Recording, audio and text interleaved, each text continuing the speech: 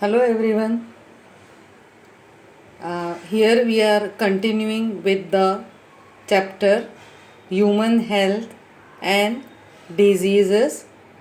Yesterday we had seen the preview of the whole chapter, and in the introduction we had seen that what is health, how you define diseases, what were the mentions in the Greek and the Indian civilizations about the health and the method of treatment in the olden times, then the types of diseases, infectious, non infectious, and what would be the methods by which you could prevent the diseases. Simple things like nutritious food, exercises, proper rest and treatment. And mental health is also considered in well-being or health of a person. So today we are going to start with the next topic, common diseases in humans. So nearly 8 of them are there, and they are all very general diseases which are taking place normally in our country. A little bit of marks weightage of this chapter. Here we are having 3 MCQs from this chapter, one question carrying 2 marks, one question carrying 3 marks, and no question of 4 marks from this chapter. So it means 3, 4, 5, 6, 7, 8. Total weightage is 8 marks of this chapter. So marks weightage is good. Concentrate on this. Lot of MCQs, because the diseases, their causative organisms, the names, scientific names, the common names. So let us begin with the common diseases. Here, common diseases in humans. Now, so many smaller organisms. Last year we had done the classification and we had seen the bacteria, the viruses, the fungi, protozoa, worms, helminthes. All are such that they would enter the humans in any way and cause disease in us. And such organisms, disease causing organisms, are called pathogen. And hence, the branch of medical science which is studying all of this and trying to detect them in our blood or any other part of the body, pathology, correct? And they are all parasites, as they cause harm to the host in which they are multiplying, living. They are making their young ones using the nutrition from the host, that is us, and they are causing damage in our body. Our function also becomes upset, the working, and all of these causative organisms would be having different types of symptoms in human beings, and we have given various names to the diseases. Now, when the organism, the pathogen which is causing the disease in us, enters our body, then it has to survive in our body. So our body is also having many devices in such a way that it is going to attack the pathogen and make it mild or kill it. So when it is in the stomach, So there is acidic environment in it, and it is going to kill the pathogens entering our body. The nose, the mouth also having the lining of mucus. So there are many ways in which our body is trying to keep away from the diseases.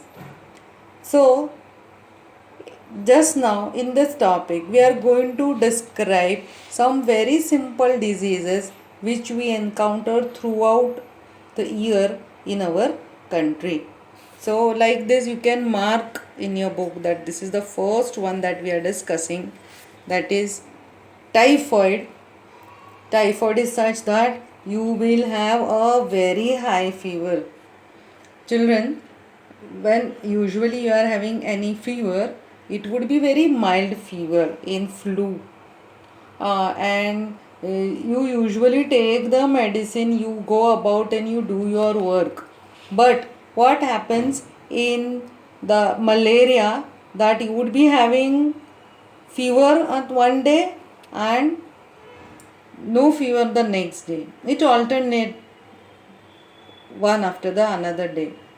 But in typhoid there is constant fever for 15 days for or 21 days, but the fever is such that it doesn't subsides down, it doesn't comes down, it remains there for a very long time, at least 2 weeks or 3 weeks continuously.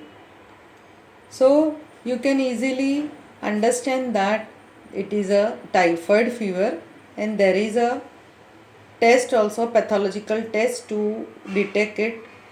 Causative organism is Salmonella typhi. They enter the intestine through contaminated food and water. So whatever you have eaten, you should be sure that you are eating it from a good clean place. From the food and water, contaminated water, they migrate to the other organs through the blood. You will have a very high fever in typhoid, weakness, stomach pain, constipation, headache, and there is lot of loss of appetite, and usually the digestion becomes very much slow. So you cannot eat everything and anything. Intestinal perforation means literally holes are created in the intestine, ulcers, and death may also occur. Typhoid fever could be confirmed by the test, and that test is known as Vidal test. Now, there is a story behind this, that how this disease came into notice of people, that there was a lady known as Mary Mallon, and she was called Typhoid Mary. This happened, she was an Irish American, and she was working as a cook at everybody's place, and she was paid for it. And whenever she used to cook, then before cooking she was not washing her hands. So whatever, when she was contaminated, she had the disease, she would just start cooking at somebody's place without washing her hands, and then she could be contaminating the food that the people would eat. Then she would go to others house and start cooking like that. But she was not maintaining cleanliness, washing her hands frequently. So she was having the disease and she passed on to others also. So others were eating the food that she prepared because she was not keeping cleanliness. And when many people got infected by her, they came to know that everyone had a common thing, that this lady was coming to cook at their house, and they found out that she was having the disease typhoid, and hence everyone was contaminated due to her. So this much you would write for typhoid. It's very easy, a small paragraph, you can complete it over here. Next is the second disease discussed over here is pneumonia, and again you have to mention the causative organism. Streptococcus pneumoniae and Haemophilus influenzae are responsible for the disease pneumonia. Which is the place in the body which is infected?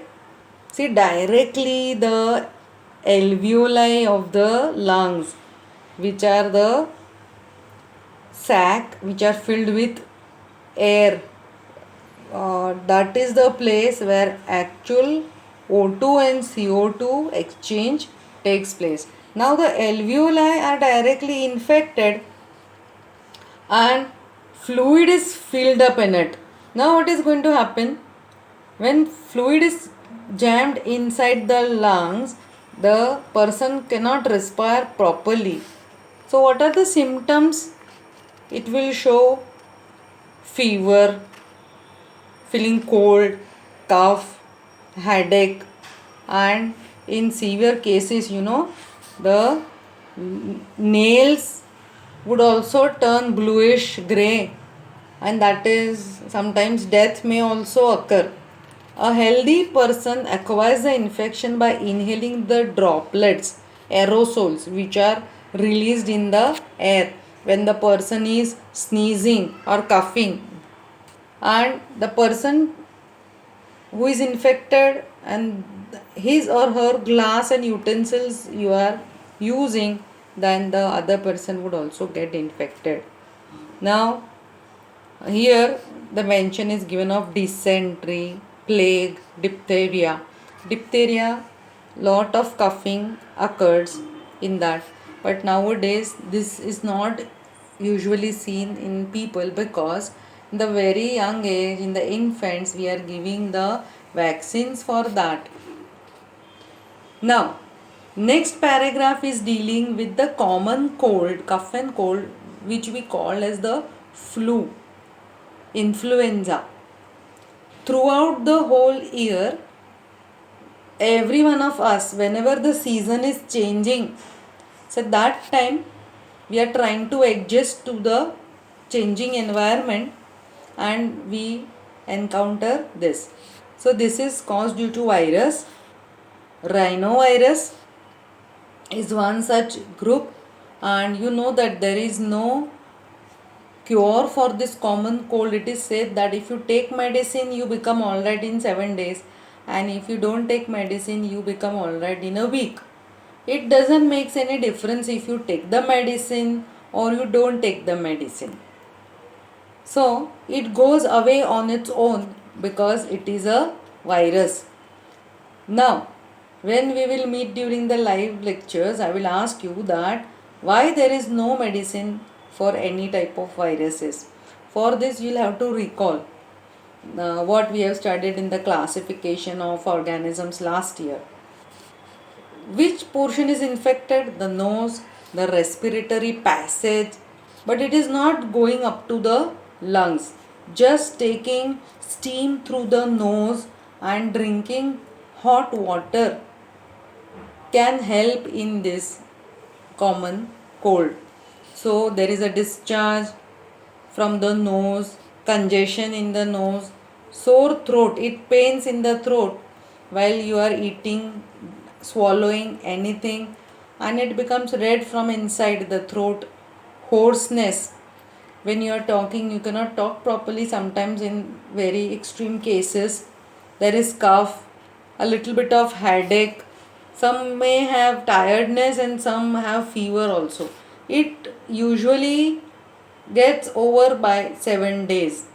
But the person who is infected by this should always cover his face with a napkin and then wash that napkin after use properly, because the droplets which are released by the infected person while sneezing, and then they are spread all over the air, and whoever is coming into contact of that person is inhaling that And when the person is touching any surface also, pen, book, cup, computer, keyboard, mouse, so another person is coming and working on that computer.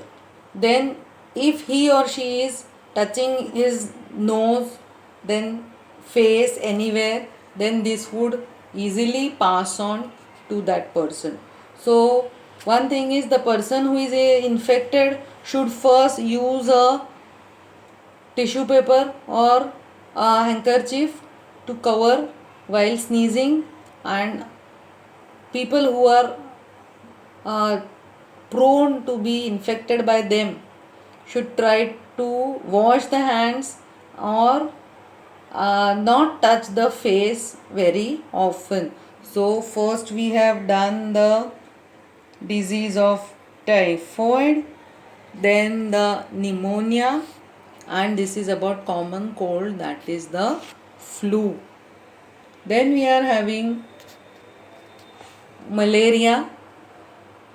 So this malaria is also such that nowadays throughout the year, whenever there is the number of mosquitoes rising, then there are instances of malaria taking place in the humans, and fumigation by the corporation is done.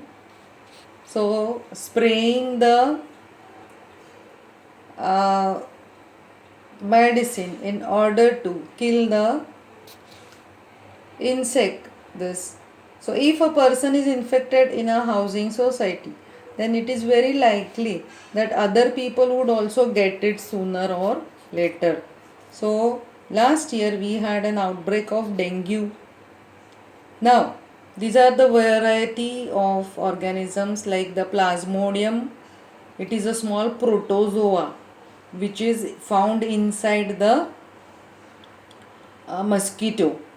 So there is also a variety of plasmodium. It can be vivax, the simple malaria, falciparum. So plasmodium falciparum.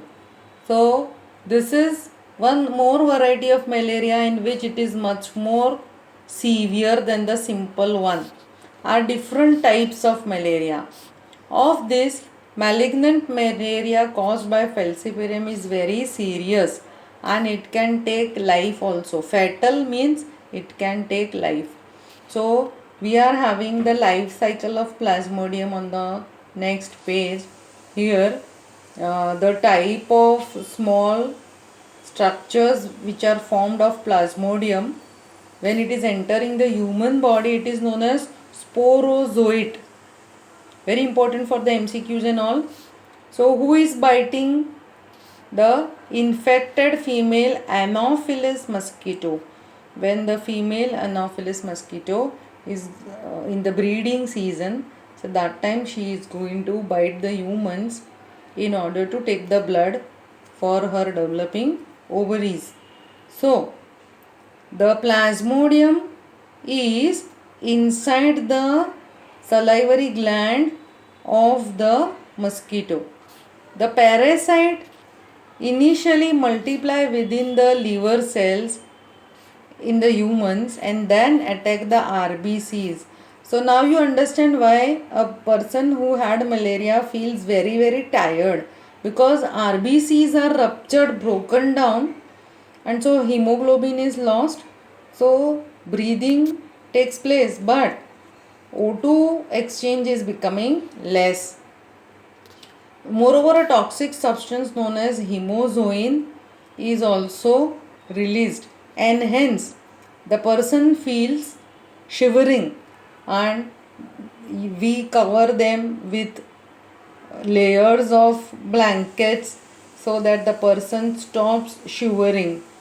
Now, when a female Anopheles mosquito bites an infected person, then this organism enters the mosquito and then they are developing inside the mosquito's body.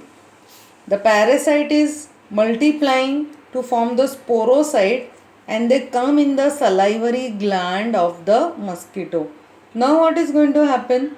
The mosquito is going to bite the human being, and when the human beings are uh, suffering from the bite from the mosquito is injecting its saliva inside the humans. So what is coming from the saliva of mosquito? Sporozoite inside the human's body. Why it is introducing the saliva? Because it is anticoagulant. Last year we had done, if you remember, hirudin, which is present in the leech. So when leech is also biting the humans or any other animal, so when the mosquito is biting the human and saliva is injected in us, so along with that the sporozoid also enter our body. So malarial parasite, that is the Plasmodium vivax or Plasmodium falciparum, it requires two hosts. One is the female Anopheles mosquito and humans. So let us have a look at this.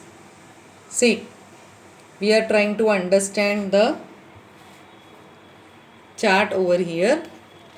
When the mosquito bites another human, sporozoites are injected with the bite.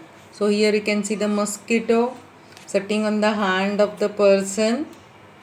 The mosquito is injecting the saliva and then taking the blood from us.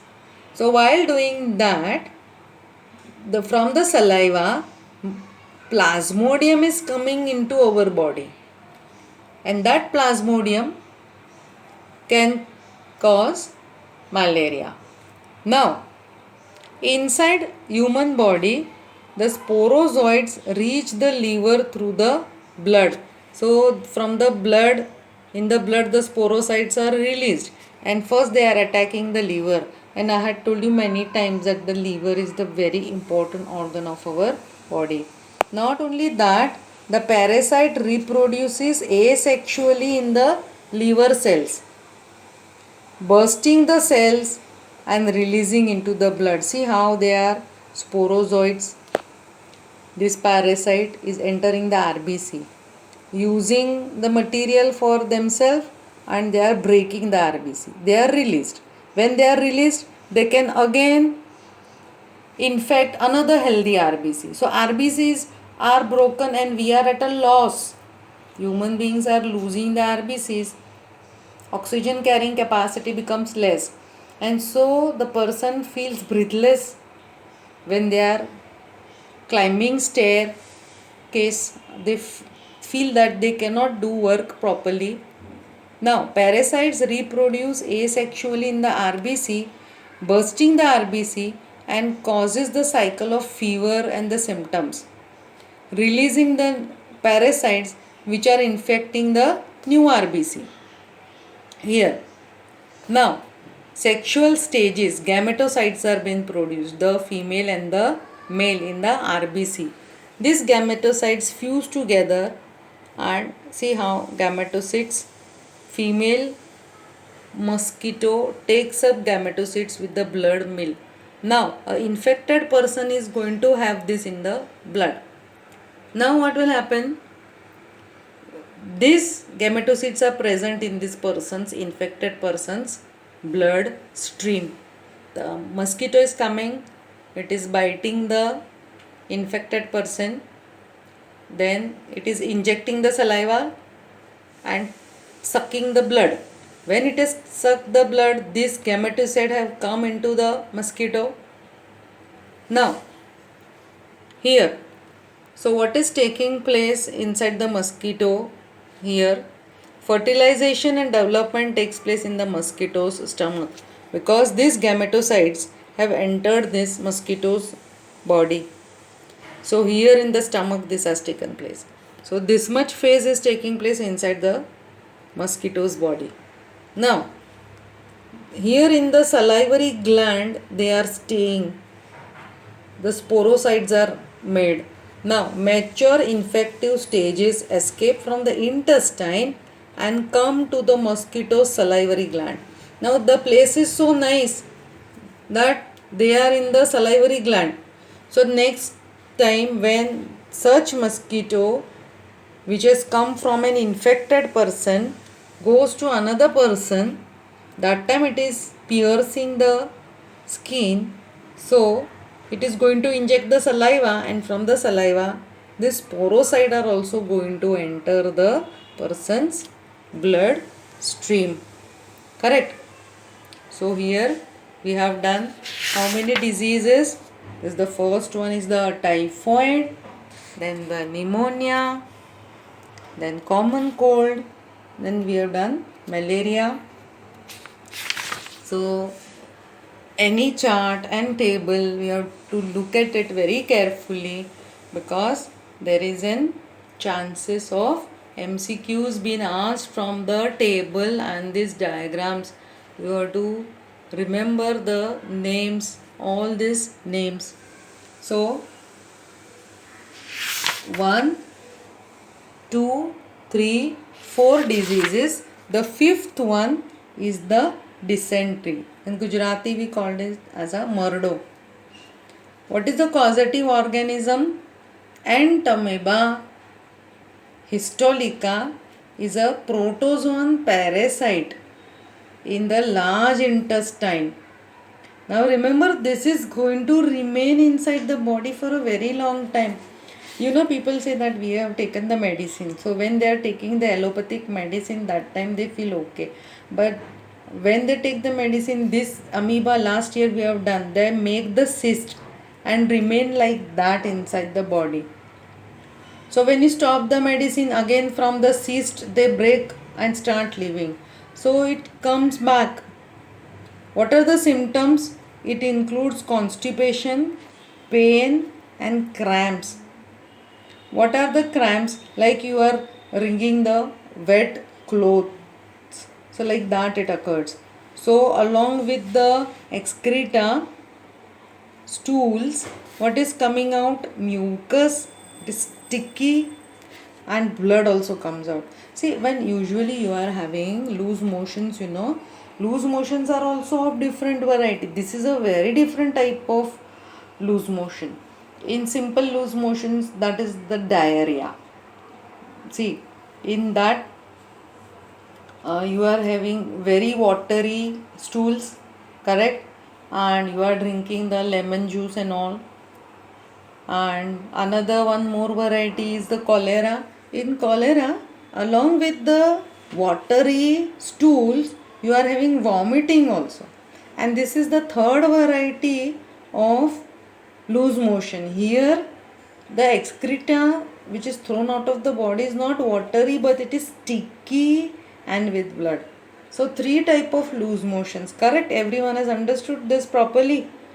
So this is the type of loose motions in which you know the doctor tells that till you don't get alright, you cannot eat very heavy things to be digested. Chana dal, wheat. You have to eat the rice and khichdi and fruits. And mind well, this may take 6 months or an year also for complete recovery. By the way, there would be some alternative medicines which can be taken for this. Houseflies act as mechanical carriers and serve to transmit the parasite from feces of infected person. So when the infected person has no toilet facility, they would be visiting in the open. So the feces are lying open in the ground. So that time, if it's anybody else is like visiting this place, any the flies, and the hands are also not washed, then the food product would be contaminated. So the drinking such type of contaminated food and water by the fecal material. This is very dangerous and it would cause the dysentery. So you have to be very careful regarding drinking water or food, and not forgetting to wash the hands and before consuming food. Not only that, the person who is going to cook the food should also be very careful. One more is about the ascariasis, a type of disease which is caused by the roundworms. Uh, Try to recall the classification we had done last year. Ascariasis, roundworm, and Wuchereria. These are the filarial worm, helminthes, which are pathogenic to the man. They are in the intestine and it causes internal bleeding, muscular pain, fever, anemia, blockage of the intestinal passage. So usually the small children, they are playing all around in the soil, and when they consume without washing their hands, the soil and anything, it's going to enter the mouth. So these eggs which are present in the soil where they were playing, then that would result in ascariasis, the worms in the children. Not only that, the eggs of the parasites are excreted in the faces of the infected person. So the soil, water and plants are also infected. Now, if the uh, animals which were grazing over there, the fly, then the fly is coming and sitting on the roadside eateries, and if you are going to eat through the fruits or the vegetables or the water, so this is the sixth disease that we have seen, the worms. You may feel that it is a very minute thing, but for this very small children, they have to be taught that before consuming or eating anything, they have to definitely wash their hands, which would result, and as such, it's a good habit to wash hands anytime before you are consuming anything.